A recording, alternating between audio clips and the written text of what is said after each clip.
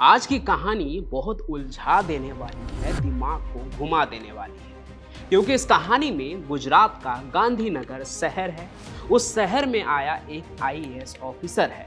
उस IAS officer की एक सुंदर बीबी है। पति पत्नी के बीच में अनबन है। 75 लाख का कर्ज है और फाइनेंसर की 14 साल के बेटे का किडनैप भी है।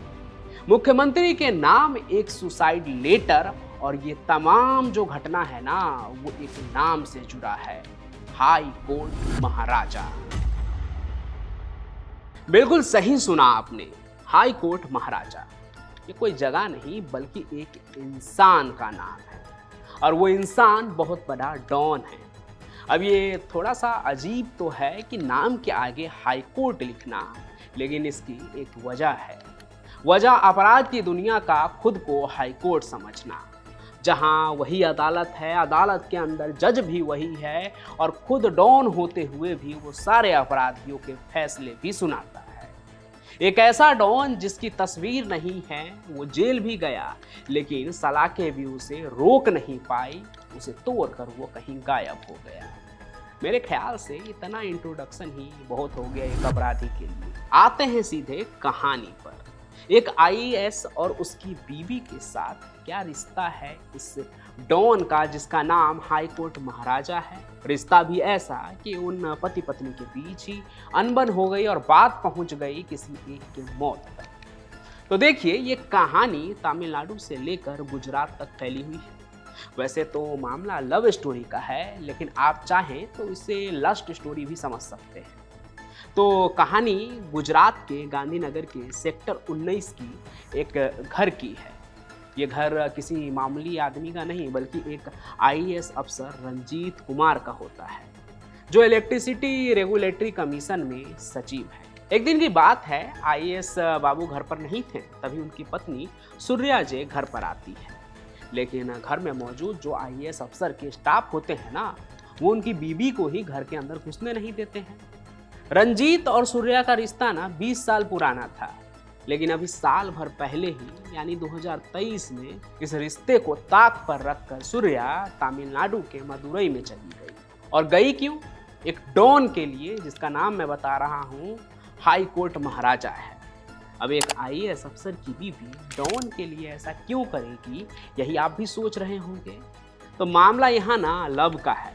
होता ये है ना कि एक डॉन के प्यार में आईएएस की बीवी जो होती है सूर्या, वो इस कदर पड़ जाती है कि वो मदुरई चली जाती है, वहाँ पार्लर चलाने लगती है। अब जाहिर है कि आईएएस पति को ये बर्दाश्त नहीं हुआ होगा और उसने तलाक लेने का प्रोसेस जो है वो चालू कर दिया। उस दिन भी जब पत्नी घर में घुसने की कोशिश कर रही थी और आईएएस के स्टाफ उसे घर में घुसने नहीं दे रहे थे, तब आईएएस पति तलाक के सिलसिले में ही शहर से बाहर गया हुआ था।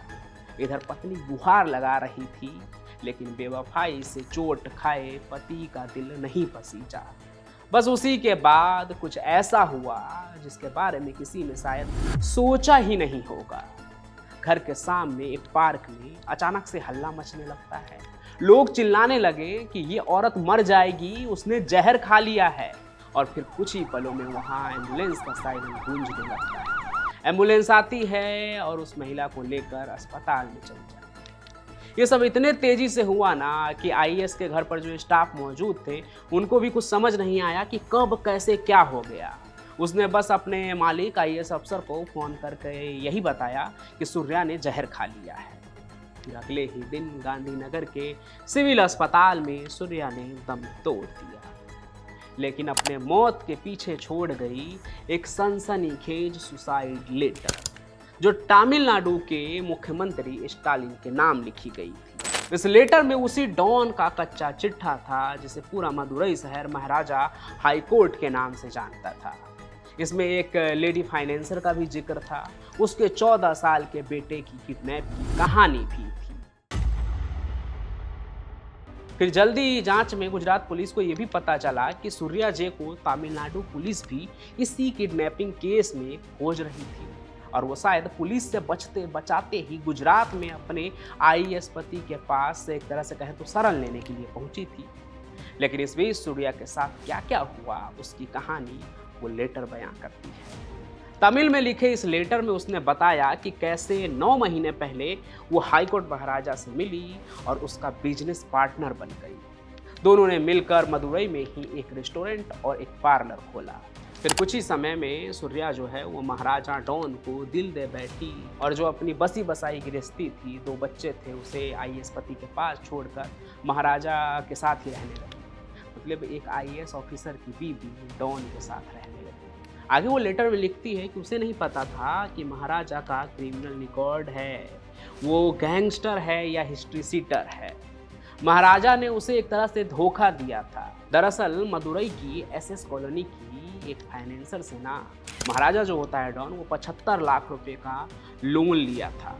उसके सिर पर पूरे 1 करोड़ 35 लाख रुपए का कर्ज पहले से था और महाराजा के प्यार में अंधी सूर्या जी उसका कर्जा चुका रही थी। लेकिन महाराजा जेल में था और फाइनेंसर ने कर्ज चुकाने के लिए अल्टीमेटम ही दे रखा था। अब कर्ज चुकाने के लिए सूर्या को अपना रेस्टोरेंट और पार्लर ही नहीं बल्कि पूरा कॉम्प्लेक्स ही बेचना पड़ा और सूर्या को अपने सोने के जेवर भी बेचने पड़ गए। उसी वक्त हाईकोर्ट महाराजा भी ना जेल से भाग गया। जेल से निकलते ही उसने फाइनेंसर से बदला लेने का प्लान बनाया। उस प्लान में फाइनेंसर के 14 साल के बेटे को किडनैप करना था और फिरौती के तौर पर 2 करोड़ रुपए मांगने थे, यानी उस पर जितना कर्ज था उससे भी कई लाख रुपया ज्यादा।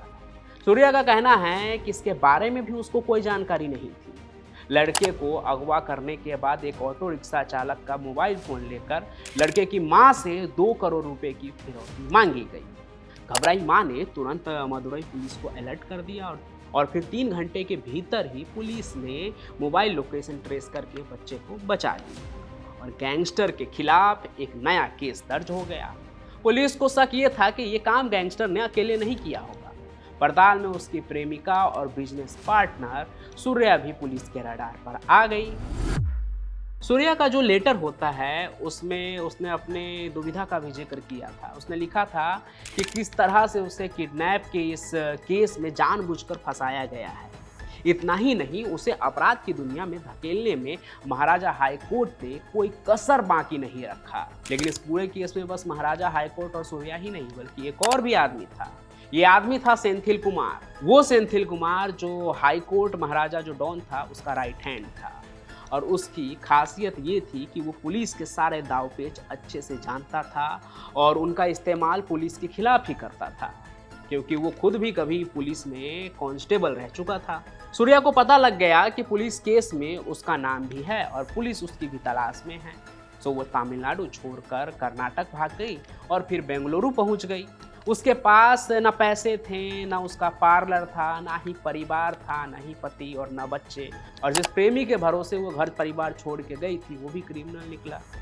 तो वो पुलिस से बचते बचाते क्या करती है कि वापस से जब उसके सारे रास्ते बंद हो जाते हैं ना, तो वो गुजरात की राह पकड़ती है, इस उम्मीद में कि वहाँ जो उसका आईएएस पति है वो उसे समझेगा और उसे अपनी ज़िंदगी में नई जगह देगा, उसे इस अपराध के दलदल से बाहर निकालेगा। सूर्या ने अपने ज़िंदगी के आखिरी लेटर में अपने पति आईएएस अफसर की भी बहुत तारीफ की थी। कहा कि उसके पति बड़े नेक दिल आदमी हैं। उन्होंने उसके बच्चे को, दोनों बच्चे को कभी किसी भी बात की कमी महसूस नहीं होने दी। एक माँ के तरह भी उसे पाला। लेकिन आखिरी समय में उस घर का दरवाज़ा उसके लिए नहीं खुला जो शायद कभी उसका ही घर हुआ करता था। सूर्या की ज़िंदगी की अब सारी उम्मीदें जो है वो ख़त्म हो चुकी थी। उसका प्रेमी भी गद्दार निकला। जिस पति ने उसे इतना प्यार दिया, एक आईएएस पति, उसका साथ वो खुद ही छोड़ चुकी थी। एक तरह से उसके लिए सारे रास्ते खत्म हो चुके थे। अब इससे पहले कि तमिलनाडु की पुलिस उस तक पहुंचती, उससे पहले ही सूर्या ने जहर खा लिया। हालांकि इसकी जांच की जा रही है कि क्या वो पहले ही खुदकुशी करने के इरादे से गांधीनगर में अपने पति के घर आई थी।